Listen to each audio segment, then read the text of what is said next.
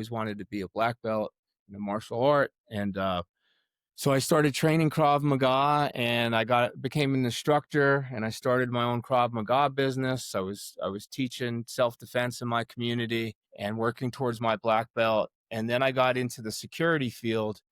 Um, Even though I was a felon, I was in good shape. I was in my 40s, and I was studying Krav Maga, and I got a job with a security company and started running nightclub security, and not the greatest place to work if you're trying to stay sober. Um, so again, it was like this identity crisis of like, I'm teaching classes, kind of like the whole tough guy thing Yeah. again. I'm a martial artist. I'm a bouncer at a bar. I'm doing construction. I hate construction, but I need to make a living. And I was trying to make a living doing martial arts, and I started training in some other martial arts. I got my first black belt when I was 46, and my instructor at the time, um, invited me to be on the cover of one of his books.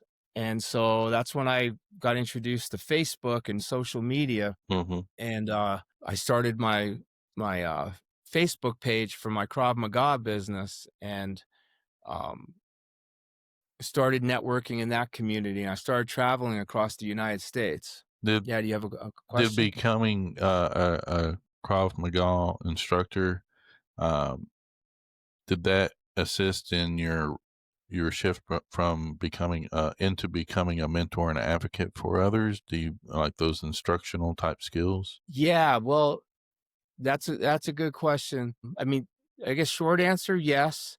It was like a it was like a double-edged sword. It was almost there was like wearing two hats in a way, because on one hand, um, for me personally, like starting from scratch, having no experience, like not knowing how to throw the proper kick, or learning different techniques, learning something new, it really built my self-esteem. I mean, it's part of my recovery story for sure. Like I am capable. I can learn new things. I am good enough.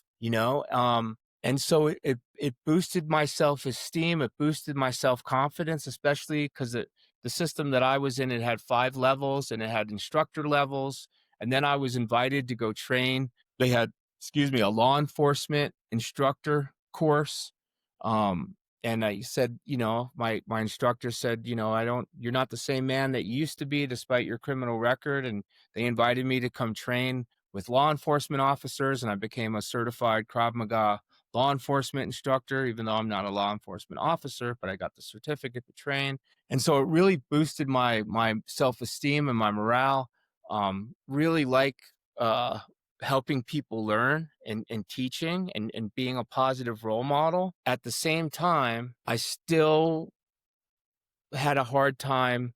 I wasn't all in recovery wise. I still was trying to do it my way. And I started getting gigs like, so I have a company called American Krav Maga. I have a little studio in our town, and I have a couple private clients. I don't have time to teach classes anymore on a regular basis, but I still want it in my life. I love it.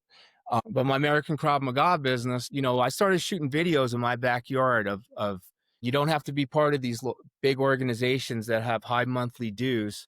I was teaching classes in my backyard, had $10 drop-in fee if anyone wanted to learn. I was teaching at the park. I was teaching at the local community center. I couldn't afford my own like school, my own dojo. And I started putting videos out there. And then I had a guy in New York that was like, hey, I was part of this big company, but they want $400 a month to be part of their organization. And I only have a handful of students, and he really liked the message I was putting out. I flew to New York, trained him as an instructor. I created a logo, and started selling like affiliate packages. So then I was like in California and Montana. I started traveling New Mexico, teaching, doing seminars.